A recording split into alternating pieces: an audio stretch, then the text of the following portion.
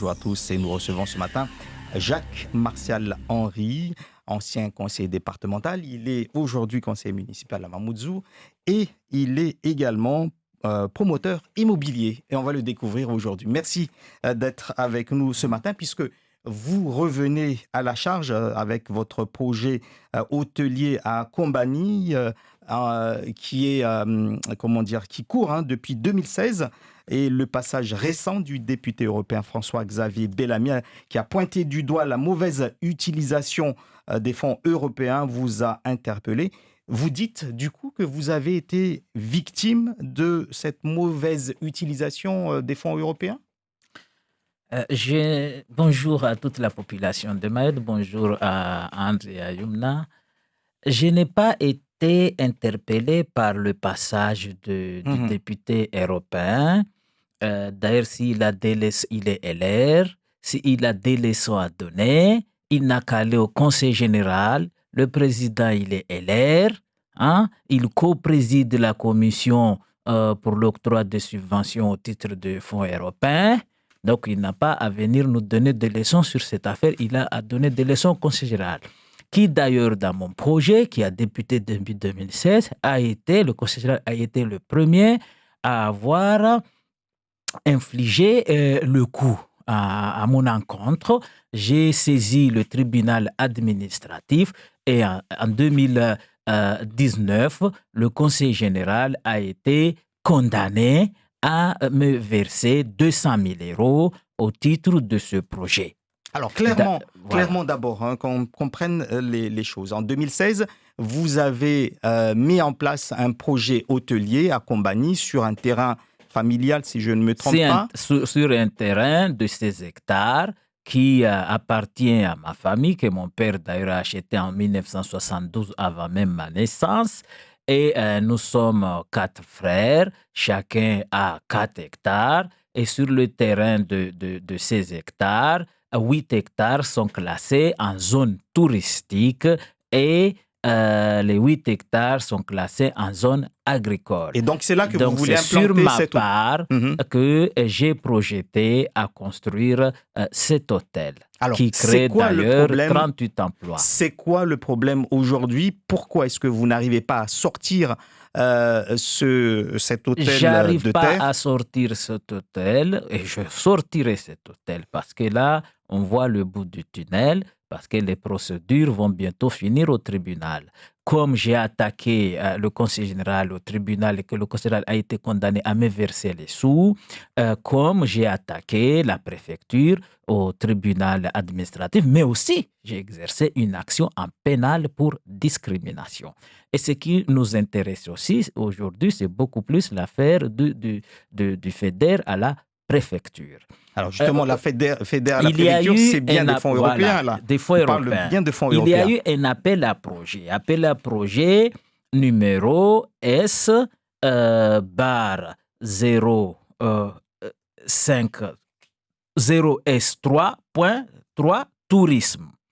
Et cet appel à projet qui date de 2016 dit clairement que le FEDER inscrit 10 millions d'euros pour les PME, c'est-à-dire les petites et les moyennes entreprises, des entreprises de moins de 50 salariés sur l'ensemble du territoire de Mayotte pour accompagner le développement du tourisme, notamment la construction des hôtels. Et d'ailleurs, dans cet appel à projet, il est très bien mentionné qu'on n'arrive même pas à satisfaire 10% des lits touristiques à Mayotte. Donc, je ne peux pas comprendre, premièrement, qu'on fixe dans cet appel à projet, qui est une commande publique, 800 000 euros, c'est-à-dire le FEDER accompagne les porteurs du projet à hauteur de 800 000 euros dans la limite de 50% du coût total du projet. Or, l'Europe peut financer jusqu'à 90% du projet, mais ils ont décidé de financer que 800 000 dans la limite de 50%, ce qui n'est pas du tout bien. On n'accompagne pas très bien les porteurs du projet. Comment ça se fait qu'aujourd'hui, le préfet se vante qu'il est allé poser une pierre en petite terre pour construire un hôtel Vous parlez là de l'hôtel Accor. Voilà, à l'aéroport. Alors que Accor, ce n'est pas une PME. L'appel à projet dit clairement les PME. Accor, c'est une firme internationale qui dépasse plus de 50 salariés. Deuxièmement, on utilise une société qui s'appelle Eden, je ne sais pas quoi, et l'État leur donne le terrain, leur donne plus de 2 700 000 euros de FEDER. C'est-à-dire, sur ce projet-là, les aides publiques dépassent 5 millions d'euros. Qu'est-ce que vous voulez dire par là, Jacques-Marcel Henry? Plus de 2 700 000, alors que l'appel à projet dit clairement, vous ne pouvez pas dépasser 800 000 euros. Qu'est-ce que vous insinuez? Ça insinue qu'il y a des magouilles à la préfecture. C'est des véritables magouilleurs au SGAR et nous allons le démontrer devant le tribunal en pénal. J'ai saisi mon avocat qui va d'ailleurs faire une citation à comparaître. Donc j'accuse le FEDER et les fonctionnaires de la préfecture de magouilleurs. Deuxièmement, j'ai saisi le tribunal administratif contre la décision de la préfecture de rejeter mon dossier alors qu'il m'avait donné une attestation de dossier complet. Ils avaient cité 4 arguments qui ont été tout de suite balayés parce que j'ai fait une lettre de signification par voie d'huissier qui démontre clairement que les documents qu'ils disaient qu'ils ne les avaient pas, ils les avaient. Donc, ils n'ont pas osé invoquer. Justement, c'était une de mes questions. Voilà, vous dites que votre dossier était complet et qu'il n'y avait pas de raison de vous réclamer d'autres dossiers. J'ai fait une demande de remise gracieuse et j'ai envoyé les documents par voie d'huissier. Donc, la deuxième courrier, ils disent clairement que bien que votre dossier était complet, mais c'est nous qui décidons et votre projet ne pas dans l'objectif du FEDER. Or, ils ont fait un appel à projet qui dit clairement et qui caractérise l'intérêt général dans cette affaire. Mais ce qui est intéressant, c'est la mémoire de la préfecture par rapport à cette affaire. Ils invoquent l'arrêté du 8 mars 2016 pris en application du décret numéro 2016-279 du 8 mars 2016 fixant les règles d'éligibilité pour la programmation 2014-2020 du FEDER. Que dit ce décret? Le décret dit que les contributions en nature sont déterminées et justifiées pour les apports de terrain et biens immeubles par la production d'une attestation d'affectation de biens et d'un certificat d'un expert indépendant qualifié ou d'un organisme officiel dûment agréé par les autorités administratives. Je n'ai pas bien compris, mais si vous pouvez expliquer. Pour justifier un apport en nature, un terrain, il faut l'intervention d'un organisme officiel dûment agréé par les autorités administratives ou par un expert indépendant. Il y a au moins 6 sociétés de personnes qui n'habitent même pas à Mayotte et qui ont eu la décision favorable du FEDER. Quel est l'expert indépendant qui a fourni qui leur a donné un certificat pour justifier leur apport du terrain? Quel est l'organisme officiel dûment agréé par les autorités administratives qui a agi en ce sens? Il n'y a à Mayotte aucun expert indépendant dûment habilité.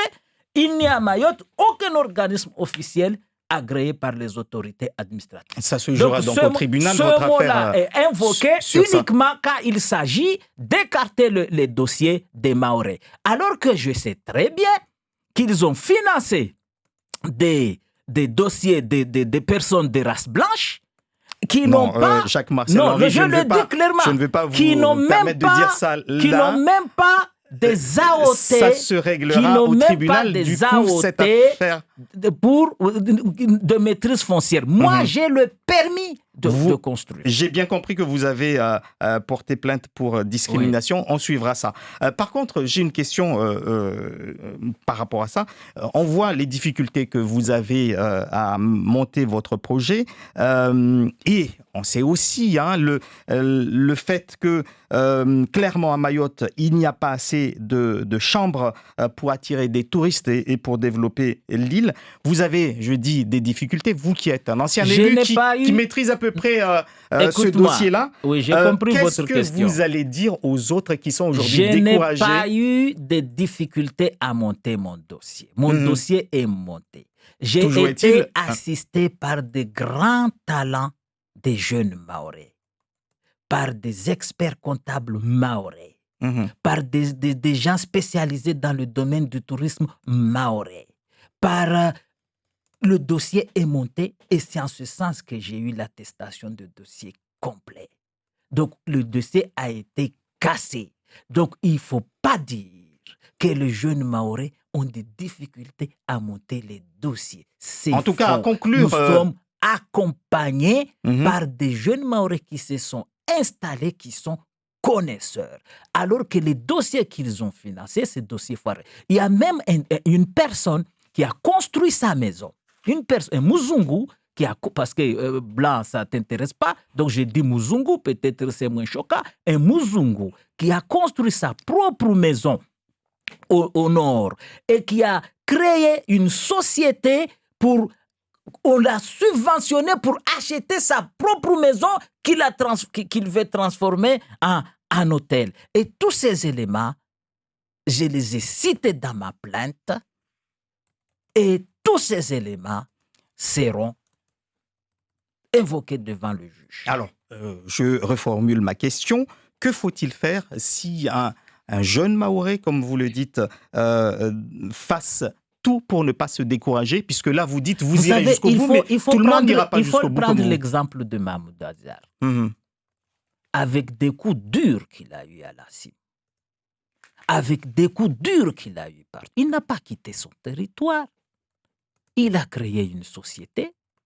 Il bosse dur avec des entrepreneurs mahorais, notamment des transporteurs mahorais, qui sont discriminés par la préfecture et par le conseil général. Et je crois que ce combat va aboutir à un résultat. Donc, il ne faut jamais baisser. Moi, je n'ai pas baissé les bras. Et j'appelle à tous les entrepreneurs mahorais.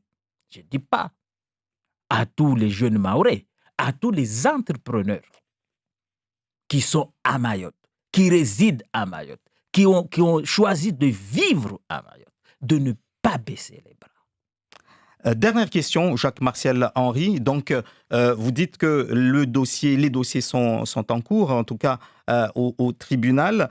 Vous pensez commencer à mettre votre première pierre quand? J'ai commencé mon projet. Vous savez, je souhaite ouvrir la partie événementielle d'ici au mois de juin. J'ai un très beau jardin. Là, je construis des sanitaires. Je vais ouvrir sur la partie événementielle. Donc, je n'attends pas, mais uniquement qu'on m'accorde l'aide pour débuter.